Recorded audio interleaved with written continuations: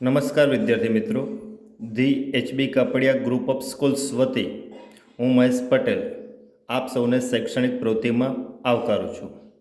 ધોરણ 10 સામાજિક વિજ્ઞાન વિષયની અંદર પ્રકરણ 15 આર્થિક વિકાસ સંદર્ભે અગાઉ આપણે કેટલીક માહિતીનો અભ્યાસ કરી ચૂક્યા છીએ.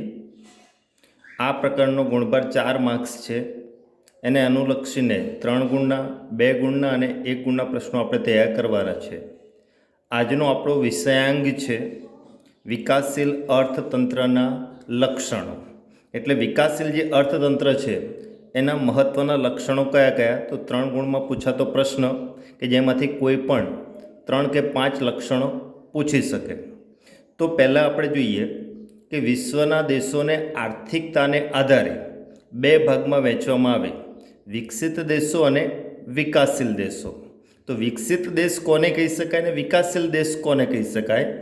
તો વિશ્વ બેંકે આપેલા અહેવાલ 2004 મુજબ આપણે જોઈએ કે જે દેશના રાષ્ટ્રોની $765 ઓછી માથાદીઠ આવક ધરાવતા હોય એવા દેશને વિકાસશીલ અર્થતંત્ર કે વિકાસશીલ દેશ તરીકે ઓળખવામાં આવે છે. એનો અર્થ એવો થયો કે $735 વધુ માથાદીઠ આવક ધરાવતા દેશો વિકસિત છે અને ઓછી માથાદીઠ આવક ધરાવતા દેશો વિકાસશીલ કહી શકાય. જેમાં ભારત કે જે વિકાસશીલ દેશ છે, જ્યારે America, England, France, Italy, Japan, ચીન એ બધા વિકસિત દેશો કહી શકાય.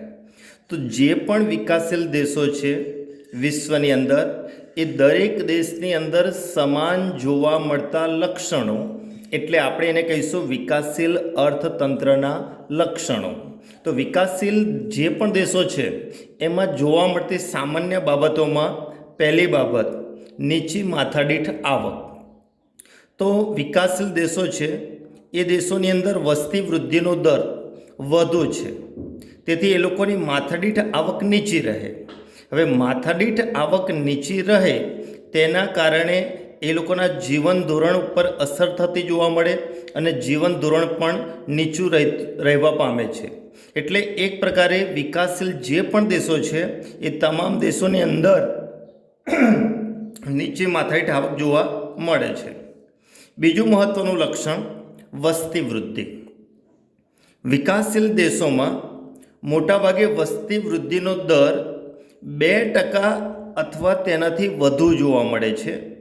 એટલે અહીંયા વસ્તી વૃદ્ધિ ઉત્તરોત્તર વધી રહી છે, જેની સામે અર્થતંત્રની અંદર જીવન જરૂરિયાતની વસ્તુઓ પર્યાપ્ત માત્રામાં મળતી હોતી નથી, જેને કારણે પણ અહીંયા જીવન ધોરણ નીચું જોવા મળે અને રાષ્ટ્રનો વિકાસ અવરોધાય છે. ત્રીજું મહત્ત્વનું લક્ષણ કે જે પણ વિકાસશીલ દેશો છે એ કૃષિ ક્ષેત્ર પર અવલંબન. એનો અર્થ એવો થયો કે વિકાસશીલ દેશોની મુખ્ય આર્થિક પ્રવૃત્તિ ખેતી છે. આવા દેશોમાં મુખ્ય આર્થિક પ્રવૃત્તિ ખેતી છે. એમાં તમે જુઓ કે દેશનો લગભગ 60% વર્ગ, એટલે કે મોટા ભાગનો વર્ગ રોજગારી માટે પ્રત્યક્ષ કે પરોક્ષ રીતે કૃષિ પર આધારિત હોય એવું જોવા મળે છે. વત્તા દેશની રાષ્ટ્રીય આવકમાં પણ ખેતીનો ફાળો 25%ની આસપાસ રહેલો જોવા મળે છે. એટલે કે મોટાભાગના લોકો ખેતીમાંથી રોજગારી મેળવે છે અને રાષ્ટ્રીય આવકમાં પણ મોટો હિસ્સો કૃષિ ક્ષેત્રનો જોવા મળે છે. આથી કહી શકાય કે વિકાસશીલ દેશો કૃષિ ક્ષેત્ર પર અવલંબિત હોય છે. ચોથું મહત્ત્વનું લક્ષણ આપણે જોઈએ તો આવકની વહેંચણીની અસમાનતા. એટલે દેશની જે આવક છે એ આવક અલગ અલગ વર્ગોમાં જુદા જુદા પ્રમાણમાં વહેંચાયેલી જોવા મળે છે. વિકાસશીલ રાષ્ટ્રોમાં આવક તથા ઉત્પાદનના સાધનોની વહેંચણીમાં અસમાનતા છે. એટલે ગણ્યા ગાંઠ્યા વ્યક્તિઓ જ આવક અને ઉત્પાદનના સાધનોની માલિકી ધરાવે છે, જ્યારે મોટો વર્ગ આવક અને ઉત્પાદનના સાધનોની માલિકીમાં બહુ નાનો હિસ્સો ધરાવતો જોવા મળે છે. જો દેશના ટોચના 20% ધનિક વર્ગ કે જેમનો રાષ્ટ્રીય આવકમાં હિસ્સો કેટલો જોવા મળે? 40%. જેટલો વર્ગ છે એનાથી ડબલ એ લોકોનો રાષ્ટ્રીય આવકમાં હિસ્સો જોવા મળે. જ્યારે દેશના તળિયાના 20% લોકો કે જેમનો રાષ્ટ્રીય આવકમાં હિસ્સો કેટલો? બસ 10%, એટલે જેટલો વર્ગ છે એનો અડધો રાષ્ટ્રીય આવકમાં હિસ્સો જોવા મળે છે. હવે આ સ્થિતિમાં ગ્રામીણ અને શહેરી આવા બંને ક્ષેત્રોમાં આવકની વહેંચણીની અસમાનતા આપણને જોવા મળે છે. વિકાસશીલ રાષ્ટ્રોમાં આવક અને સંપત્તિનું કેન્દ્રીકરણ મોટા ભાગે ધનિક લોકોના હાથમાં થયેલું જોવા મળે છે. એટલે આ પ્રકારે વિકાસશીલ દેશોમાં આવકની વહેંચણીની ઘણી અસમાનતા છે, જેના કારણે નાનો વર્ગ છે એ ધનિક વર્ગ છે, જ્યારે મોટો વર્ગ છે એ મોટાભાગે ગરીબ વર્ગ તરીકે આપણે જોવા મળે છે.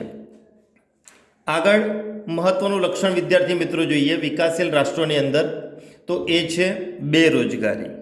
બેરોજગાર કોને કહી શકાય? કે જ્યારે કોઈ પણ વ્યક્તિ નોકરી કે કામ ધંધો કરવાની ઈચ્છા, શક્તિ, આવડત અને લાયકાત ધરાવતો હોય, પ્રવર્તમાન વેતન દરે કામ કરવા તૈયાર હોય, કામની શોધમાં હોય, છતાં વ્યક્તિને નોકરી કે કામ ધંધો ન મળે ત્યારે તેને બેરોજગાર કહી શકાય. અને બેરોજગારી એ વિકાસશીલ દેશોનું મહત્ત્વનું લક્ષણ છે. એટલે મોટાભાગનો વર્ગ અહીંયા બેરોજગાર જોવા મળે. જેમાં તમે જુઓ કે બેરોજગારીનું પ્રમાણ દેશના કુલ શ્રમિકોનું 3% કરતાં પણ વધુ છે. આવા દેશોમાં જે બેરોજગારી છે એ મોટાભાગે લાંબા ગાળા સુધી જોવા મળતી અને વિવિધ સ્વરૂપે આપણને બેરોજગારી જોવા મળે છે. વિકાસશીલ દેશોમાં મોટાભાગે જોવા મળતી બેરોજગારીમાં મોસમી બેરોજગારી, છુપી કે પ્રચ્છન્ન બેરોજગારી અને ઔદ્યોગિક બેરોજગારી મોટાભાગે વિકાસશીલ દેશોમાં મોટા પ્રમાણમાં જોવા મળે છે. એટલે આ પ્રકારે બેરોજગારી એ પણ વિકાસશીલ દેશોની એક સમસ્યા કહી શકાય. એ જ રીતે છઠ્ઠું મહત્ત્વનું લક્ષણ ગરીબી છે. વિકાસશીલ દેશોમાં ગરીબ લોકોનું પ્રમાણ કુલ વસ્તીના 3 ભાગ જેટલું જોવા મળે છે. એટલે લગભગ 33% જેટલો વર્ગ ગરીબી રેખા હેઠળ જીવી રહ્યો છે એમ કહી શકીએ આપણે. પછી 7મું લક્ષણ કે જે વારંવાર 2 ગુણના પ્રશ્ન તરીકે પણ પૂછાતું આવ્યો છે કે વિકાસશીલ દેશોમાં દ્વિમુખી અર્થતંત્ર પ્રવર્તે છે અથવા જોવા મળે છે. તો 2 ગુણના પ્રશ્ન તરીકે પૂછાય તો દ્વિમુખ એટલે કે 2 મુખ.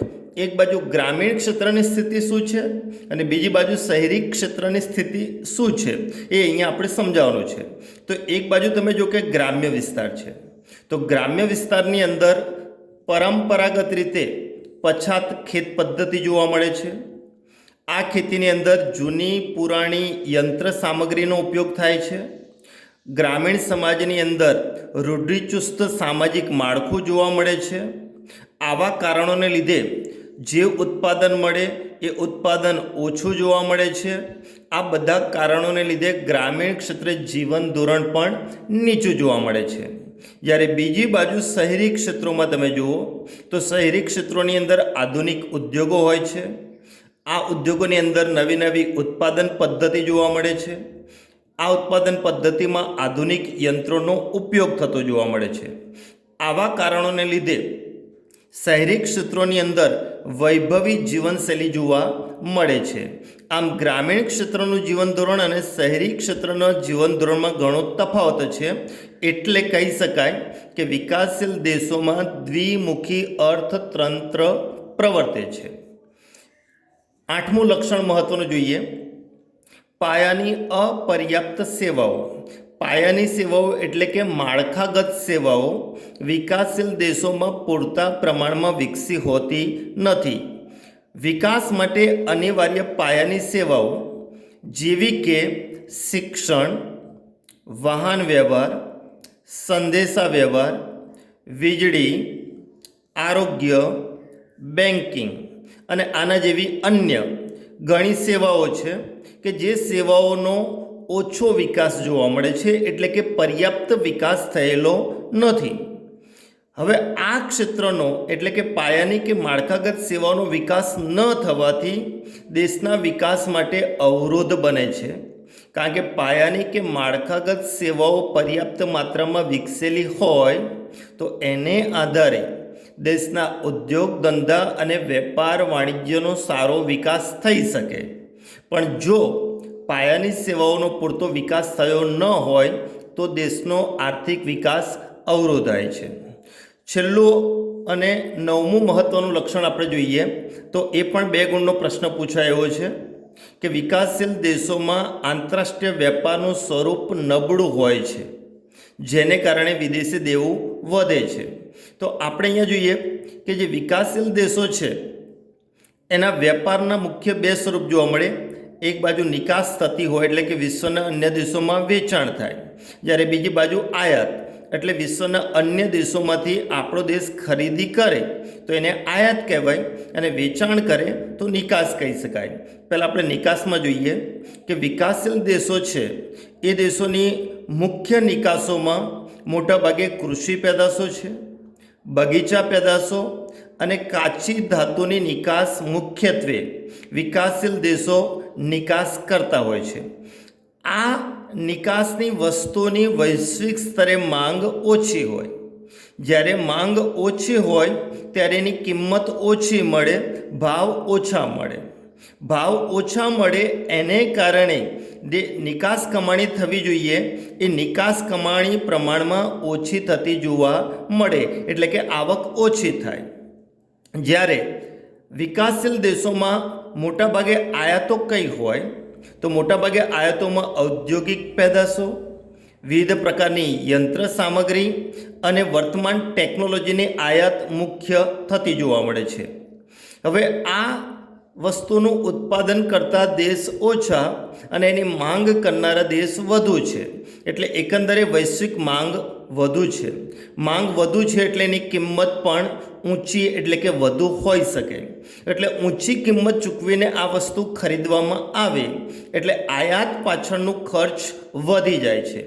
એટલે બંનેનો આપણે તફાવત જોઈએ એટલે અહીંયા નિકાસ દ્વારા આવક ઓછી અને આયાત થકી ખર્ચ વધુ, એટલે કે આમદની અઠ્ઠની ખર્ચા રૂપિયાની પરિસ્થિતિ ઉદ્ભવે છે, જેને કારણે વિદેશ વેપાર પ્રતિકૂળ રહેવાથી વિકાસશીલ દેશોનું વિદેશી દેવું વધે છે.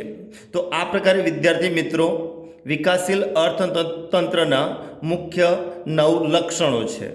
હવે આગળનો પોઈન્ટ જોઈશું આપણે આર્થિક પ્રવૃત્તિ અને બિન આર્થિક પ્રવૃત્તિ વચ્ચેનો તફાવત, જે પછીના લેક્ચરમાં જોઈશું. જે અહીંયા વિકાસશીલ અર્થતંત્રના લક્ષણો આપણે ચલાવ્યા એ તમારે PDF ફાઇલ મૂકું, એ જોઈ અને વિગતે વ્યવસ્થિત પોઈન્ટ પાડીને મોઢે કરીને લખવાના રહેશે. જેને હોમવર્ક પૂરું થાય એને મારા વ્યક્તિગત વોટ્સઅપ નંબર ઉપર એ હોમવર્કની ઇમેજ પાડીને તમારે મોકલવાની રહેશે.